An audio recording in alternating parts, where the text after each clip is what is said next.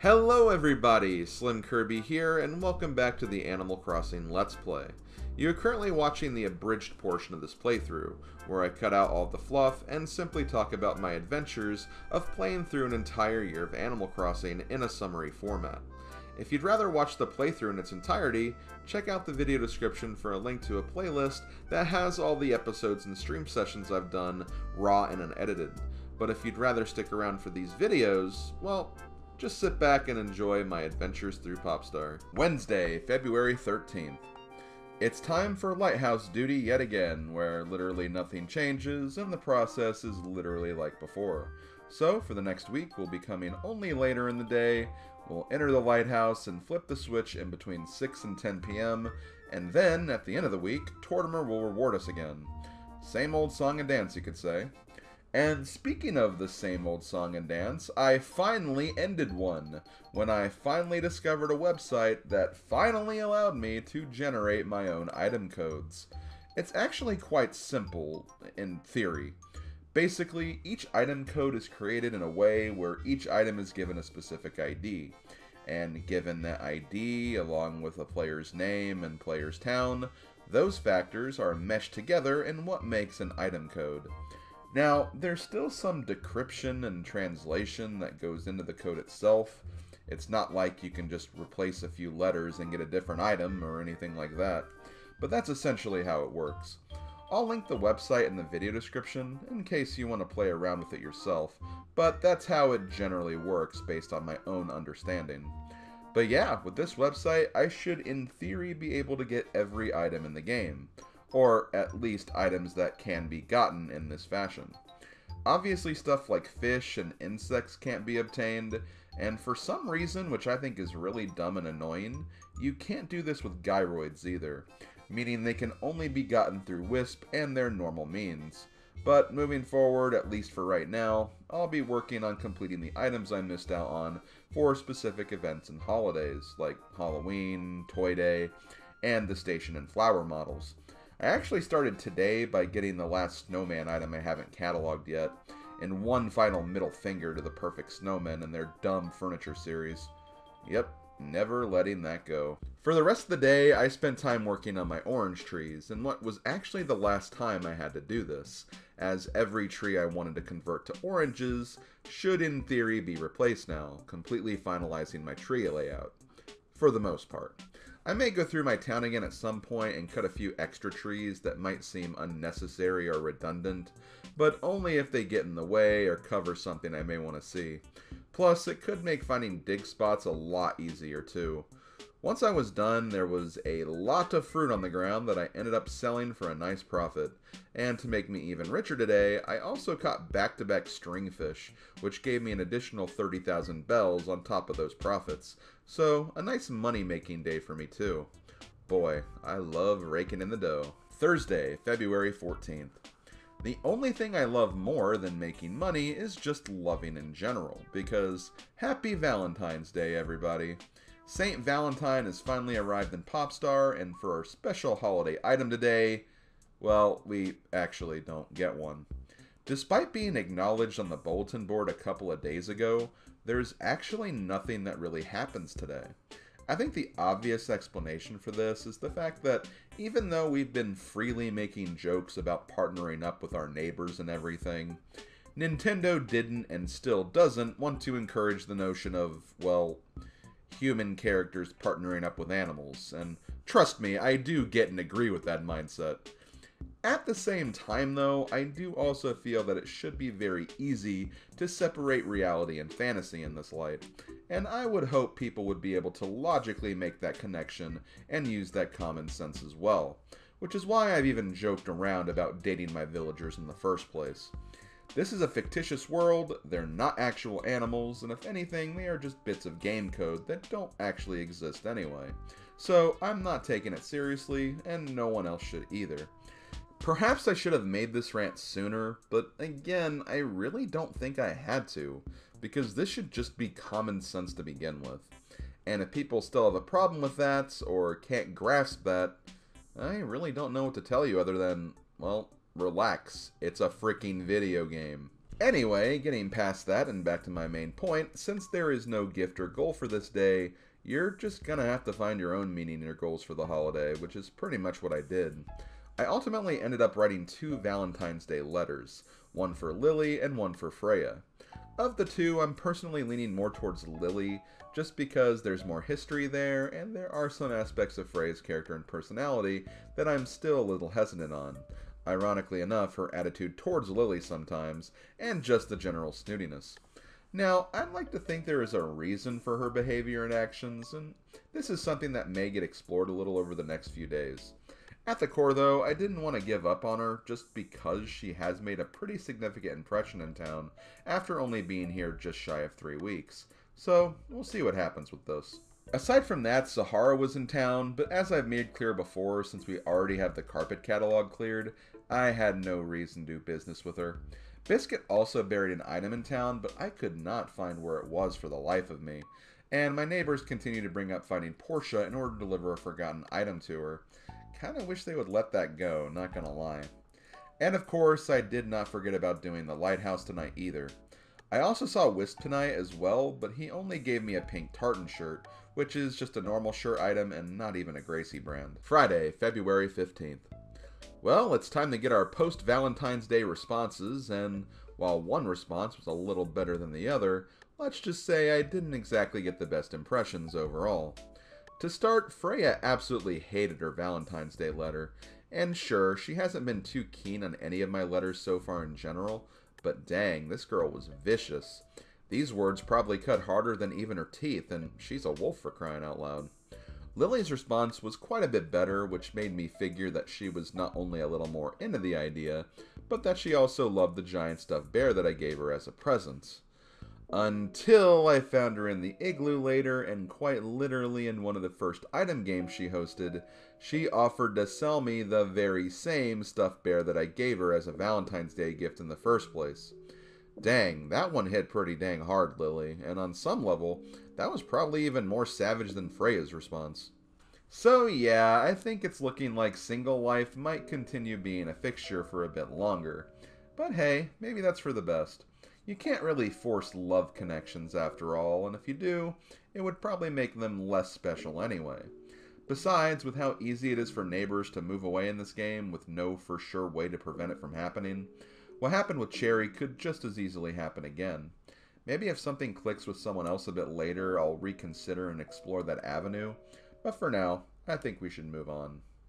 Getting back to the igloo session with Lily, despite the heart-piercing scenario she put us through, not to mention taking quite a number of our bells in the process, our time with her wasn't all bad. She finally gave us the last igloo item we needed, a cute and adorable snow bunny. This means we can officially stop doing the igloo, or at least for items that we can only get in this fashion. We could technically still clear out more of the catalog, but at this point I think we're so far through the list that the chances of getting a new item are probably lower than getting a Pikachu in Generation 1's Viridian Forest. So I think we can move on for now. I also toy with the idea of giving Mama V's baby a name, since she's been here 3 months and we haven't really addressed her kid that much, despite the fact that it's been in her pouch all this time. I think I'll give her a name that starts with V as well, as that seems like something Valise would do. Plus, it's better than some of my first ideas. I think I even suggested the name Bounso at one point. Oh yeah, I did the lighthouse too. Almost forgot to mention that. Saturday, February 16th. Now that the dust has settled a bit from our Valentine's Day misadventures, today was actually a pretty good day. We actually got a really nice letter from Valise, which, despite not having any romantic implications or intentions, was probably the best Valentine's Day letter we received. We also developed a bit of lore for Freya as well, in which we decided that the reason why Freya responded so harshly to Valentine's Day is because she had some not so great experiences with love in the past, and maybe that's why she even moved to Popstar in the first place. Therefore, her interest in love and getting involved with someone, at least right now anyway, may not be in her greatest interest, and honestly that's fine. It's just hard for her to express that, which makes sense considering she's a snooty type personality. And speaking of more lore on the subject of love, Caesar did or said something to piss off Rhoda, which, while it did make me feel bad for Rhoda, at least she's seen Caesar for who he is, and this can squash any potential rumblings that could be going on between those two. I swear, I still have nightmares about what I potentially witnessed between these two the other night. To capitalize on the, let's just say, below average Valentine's Day I had, I decided to make my town tune this week something appropriate, but also completely out of the box compared to anything I've used in the past. So, name that tune. And for KK Slider, we listened to some KK Reggae.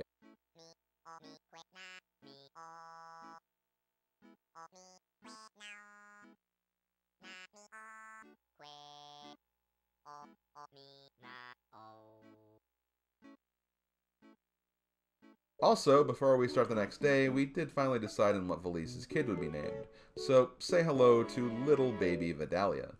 We picked this name because it started with a V, it seemed like a name a snooty villager would pick for their child, and it also had a majority of the same letters in both of their names too, so I think it was actually perfect. Sunday, February 17th. Quick little day with not much to talk about. Today I found out that Oxford may not know what clothes are after talking to him, despite the fact that he was clearly wearing something. Or maybe my Kirby pattern shirt has always just forever been glued to his body.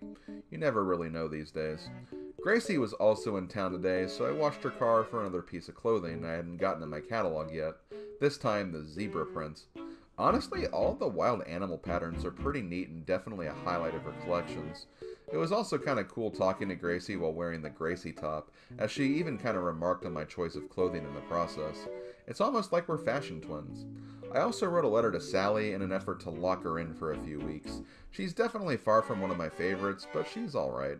Probably in the same tier as Penny, Maddie, or Dina, for example. Also, I didn't mention the lighthouse today, but I promise I did it and will do it for the next couple of days. So don't worry about me missing my opportunity for the next reward. I got it covered. Monday, February 18th. Oh my god, could it be true? Are the tree leaves and grasses getting greener again? Could the winter season finally be over soon? Damn, I sure as hell hope so. This has been an extremely long winter, and despite dealing with some project burnout around this time, I admit that seeing those colors kinda put a smile on my face and got me motivated to continue pressing on. We still have the rest of February, March, April, May, and June to get through, and those 10 days in July as well, but still, when you consider that spring is the last full season we have left, it really puts things into perspective. Anyway, I just spent some time talking to the neighbors today, and that's about it. I will say though, Cookie actually got me pretty good at the pitfall today. I wasn't even expecting it, and wham, I fell right in there. You want to know the strange thing though? I did not feel like retaliating. Yeah, that's normally what I do, but I felt like I kind of deserved it for not checking the bulletin board in the first place, so I'll hand her this one. Besides, I can't help but feel like I kind of snubbed her on Valentine's Day a little bit. I was seeing her as a potential third option if Lily and Freya didn't work out, but ultimately just didn't send anything. I may have to revisit these thoughts at a future date and time. That's really about all that happened though. Me and chat discussed Sally's catchphrase of "we" and thought it was actually kinda cute and wholesome. And I also noticed that some of my older neighbors, in terms of how long they've been here, not their actual age, have been talking about moving, so definitely getting a little concerned about that. Curly was one of the candidates, and remember, he's been here since the beginning, and I think I also saw some words from Rhoda and Valise as well, and that sucks because I'm really satisfied with my snooty roster right now.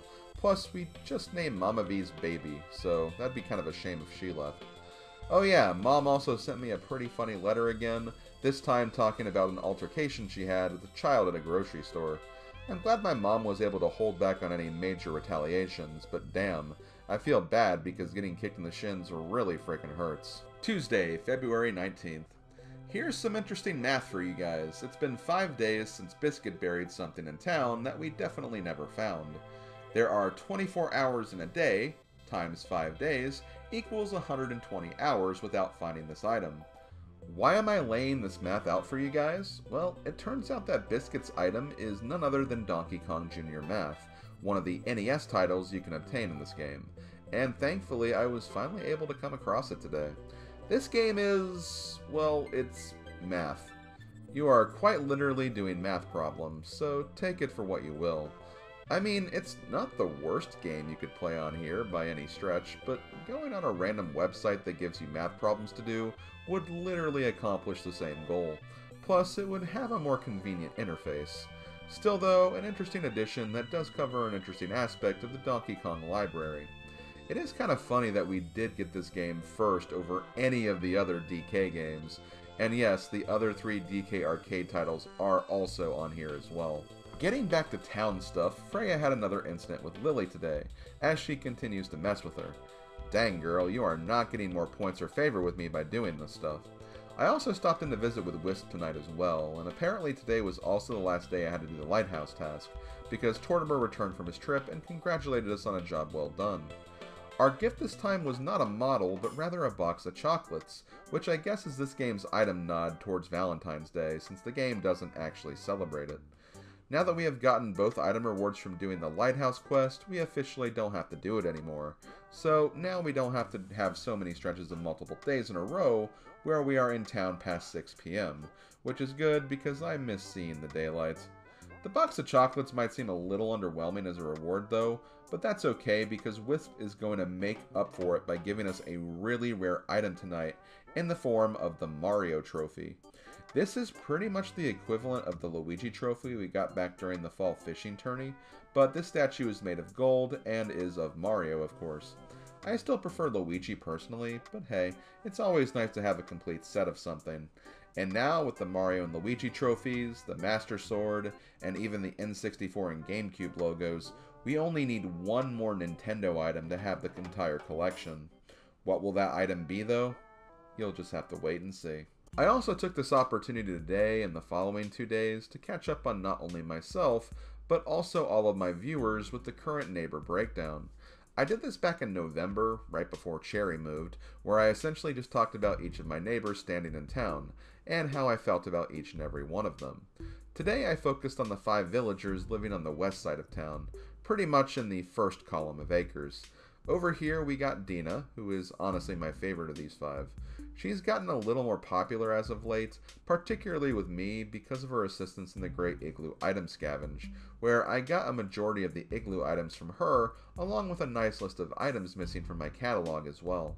I'd still probably only have her in a B tier rating though, as I wouldn't say she quite makes my favorites list, but she's still pretty solid overall. Caesar also lives on the west side, and yeah, he's still my least favorite at this point. I don't quite understand how or why he hasn't moved yet, but hey, him sticking around could be a meme in itself, especially if I consider to use pitfall seeds on him. The other 3 neighbors are, funnily enough, probably 3 of my more recent move-in villagers, so I don't quite have too much to say about them. Sally is still the most recent, and although I am keeping her for a bit longer after writing her a letter this past week, she hasn't done anything of major note yet, so we'll keep an eye on her for now. Oxford has been fine, I guess. Like Sally, he hasn't done much, but in Sally's defense, she only just got here, and Oxford's been here for a month and a half now, so I'd probably be the least disappointed if he ended up heading out soon. Biscuit, on the other hand, I like Biscuit. He's definitely the most wholesome of the lazy villagers we've had so far, and despite his lack of eye pupils, I've enjoyed having him around. Like the other 2, he doesn't really have a lot of memes going for him. Well, except that one. But he's been a good boy and is easily one of the better 2008 era move-ins. But yeah, I'll leave it at that for now, and we'll cover the next batch of villagers tomorrow. Wednesday, February 20th. Today's big development was Katrina coming today, and she's about to bring some excitement to the town of Popstar, because her first fortune on the cycle is the reading where all the female villagers are obsessed with me. Although, I should say that today was kind of an exception.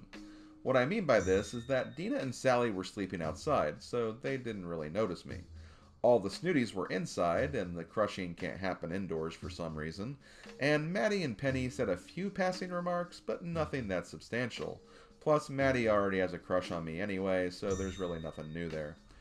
Cookie, however, was a much different story. She was all over me today, and I swear, whenever I entered the district she was in, it's like she was ready for me, just waiting to pounce. I have to admit, I was kind of flattered, I'm not gonna lie. Heck, there was even a time where she caught me from behind and... Wait, was she staring at and complimenting my butt just now? Well, this is going to be a day to remember, folks. I even wrote her a letter to see what was going on. Not really to reprimand her or anything, though. Like I said, it was kind of flattering. Anyway, let's get back to the current neighbor review, this time focusing on all the neighbors who live in the center of town. Or center-ish, anyway. First of all, we have the two snooties, Freya and Rhoda.